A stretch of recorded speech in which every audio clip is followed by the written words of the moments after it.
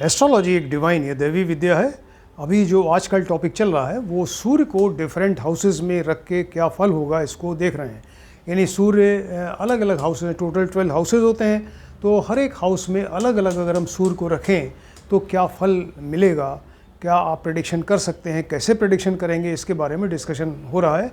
तो अभी तक हमने आपको फर्स्ट हाउस यानी लग्न, यहाँ से लेके first house, second, third, fourth, fifth, six, seven, eighth, nine, 10th house तक के बारे में बताया। आज जो टॉपिक है वो है सूर्य अगर 11th हाउस में हो, राइट। ये 11th हाउस है कुंडली का, अगर सूर्य यहाँ बैठा होगा तो क्या फल देगा। तो इसके लिए जैसे बाकी हाउसेस के लिए बताया, कुछ चीज़ें ज़रूरी हैं आपको जानना। एक तो सूर्य के कारकत्व क्या है मालूम होना चाहिए आपको, यानी सूर्य किन किन चीज़ों का कारक है, सिग्निफिकेटर है, रिप्रेजेंटेटिव है। आप सूर्य को देख के क्या क्या चीज़ें मालूम कर सकते हैं, उसी को कारकत्व कहते हैं, राइट। इसके अलावा 11th हाउस में बैठा है तो 11th हाउस के कारकत्व आपको मालूम होने चाहिए, यानी 11th हाउस से आप क्या क्या चीज़ें देख सकते हैं, क्या पता कर सकते हैं, ये मालूम हो। इसके अलावा सूर्य के साथ अगर कोई ग्रह बैठा है, कंजंक्शन या किसी ग्रह की दृष्टि है इसके ऊपर, एस्पेक्ट, तो उससे भी फल में फ़र्क पड़ेगा। और फिर सूर्य यहाँ पर किस राशि में बैठा है, वो भी बहुत इंपॉर्टेंट चीज़ है कि सूर्य यहाँ पर किस राशि में बैठा है, इससे भी फल में काफ़ी फ़र्क पड़ जाएगा, राइट। वैसे आपको बताएं कि 11th हाउस में किसी भी ग्रह का बैठना अच्छा माना जाता है, राइट।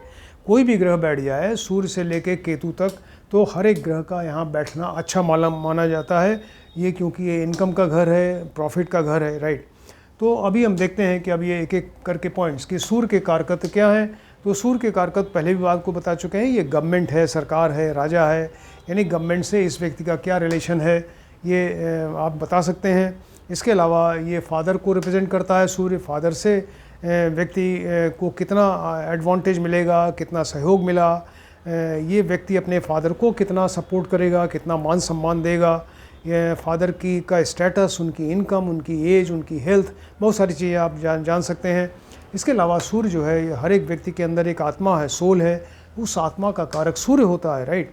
इसके अलावा ईगोइज़म, अहम की जो फीलिंग है वो एक सूर्य से पता चलती है कि व्यक्ति के अंदर कितना अहम ईगो है। और स्वाभिमान का ये पता चलता है, इससे आत्मविश्वास का पता चलता है, सेल्फ कॉन्फिडेंस। इसके अलावा दृढ़ इच्छा शक्ति, उसकी विल पावर कितनी स्ट्रांग है, ये सूर्य को देख के पता चलता है। और व्यक्ति का कितना यश, मान सम्मान, प्रतिष्ठा, ऐश्वर्य, ये सारी चीज़ें इससे पता चलेंगी।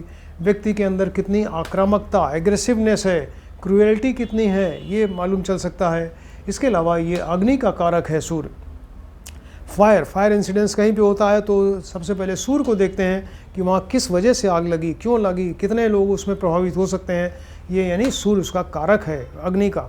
इसी तरह से इलेक्ट्रिसिटी का कारक है, एडमिनिस्ट्रेशन का कारक है, क्योंकि बहुत सारे लोग इसके, राजा है, गवर्नमेंट है, तो इसके अंडर में बहुत सारे लोग काम करेंगे, उनको उनका एडमिनिस्ट्रेशन संभालना, उनको कंट्रोल करना, मैनेज करना, सारी प्रॉब्लम, ये सब सूर्य का काम। इसके अलावा हेल्थ का कारक है, यानी ये स्वास्थ्य का भी कारक है, राइट। अब ये देखते हैं 11th हाउस में अगर सूर्य बैठा है तो 11th हाउस के क्या कारकत्व होंगे, 11th हाउस से आप क्या क्या पता कर सकते हैं। तो 11th हाउस जो होता है बहुत ही इंपॉर्टेंट कुंडली का एक घर है, क्योंकि ये इनकम का घर है। व्यक्ति की इनकम कैसी होगी, एक सोर्स से होगी या डिफरेंट सोर्सेज से इनकम होगी, ईमानदारी से धन कमाएगा या गलत तरीके से धन कमाएगा, ये सारी चीज़ें यहाँ 11th हाउस से पता चलती हैं, राइट।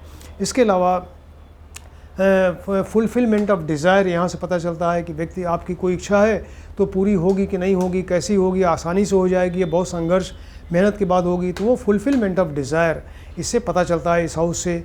इसके अलावा ये वृद्धि है, यानी इनकम के साथ साथ किसी भी चीज़ का प्रॉफिट है, एक्सटेंशन, उसकी वृद्धि, ये सारी चीज़ें जो है सब ये 11th हाउस से पता चलती हैं। व्यक्ति का प्रशंसा, मान सम्मान, उसका ऐश्वर्य, सारी चीज़ें यहाँ से मालूम होगी। ये 6th हाउस देखिए होता है रोग का घर, डिसीज़ का घर, और छठे से छठा जो है वो भावात भावम के हिसाब से ये छोटी बीमारियों का घर माना जाता है। और इसके अलावा ये घुटने से पैर, यानी नी जॉइंट से लेके एंकल जॉइंट तक का जो पैर होता है उसका कारक है ये। तो उसके पीछे काफ मसल्स होती हैं, पिंडलियाँ पैर की, तो उनका भी एक कारक है। इसके अलावा अगर आप देखें तो ये व्यक्ति का लग्न है, यानी व्यक्ति स्वयं, और ये उसका पुत्र हो गया या पुत्री हो गई, तो पुत्र की वाइफ, यानी यहाँ से 7th यानी पुत्र वधू या जो डॉटर इनला है उसका घर हो गया, या अगर पुत्री है तो उसका हस्बैंड यानी दामाद का घर, आप दामाद के बारे में यहाँ से पता कर सकते हैं। 11th हाउस कितना इंपॉर्टेंट, इतनी सारी इन्फॉर्मेशन आपको 11th हाउस से मिल सकती है। अब देखते हैं कि मान लीजिए सूर्य अगर यहाँ पर किस राशि में बैठा है। मान लीजिए अपनी उच्च राशि में, उच्च राशि सूर्य की होती है 1 नंबर मेष राशि, या स्वराशि यहाँ पर है 5 नंबर सिंह राशि, या अपने मित्र की राशि यानी मंगल और गुरु की राशि में अगर बैठा हो, यानी मेष, वृश्चिक या धनु और मीन राशि में अगर बैठा होगा, तो ये मानी बात है सूर्य बहुत ही बढ़िया फल करेगा यहाँ पे। और व्यक्ति की पर्सनैलिटी अट्रैक्टिव पर्सनैलिटी होगी, और उसका मान सम्मान ऐश्वर्य बहुत ज़्यादा होगा, वो धनी होगा, उसका सोर्स ऑफ इनकम बहुत ज़बरदस्त होगा, बहुत बढ़िया कंटिन्यूअस एक इनकम जैसे आ रही है इस तरीके की चीज़ होगी। इसके अलावा वो उसका मान सम्मान आपको बताया, और इसके अलावा उसको एक हाई पोस्ट मिल सकती है। सूर्य जो है वो गवर्नमेंट से रिलेटेड या कोई बढ़िया बिजनेस, तो उसमें उसका उच्च पद मिलेगा, हाई पोस्ट मिलेगी। वो एम्बिशियस होगा, महात्माकांक्षी होगा और आगे बढ़ने की कोशिश करेगा, और सोर्स ऑफ इनकम जो है वो more than one source of income हो सकती है। और यहाँ पर मित्र और बड़े भाई बहन का भी घर है, तो उन सब से इसको सपोर्ट मिलेगा। फादर का को रिप्रेजेंट करता है सूर्य, तो फादर से फुल सपोर्ट, यानी फादर से अच्छे रिलेशंस, फादर का सपोर्ट, ये फादर को सपोर्ट करेगा, और यहाँ से सारी इच्छाएं उसकी पूरी होंगी, फुलफिलमेंट ऑफ डिज़ायर होगा। तो ये सारी चीज़ें आप 11th हाउस से देख सकते हैं।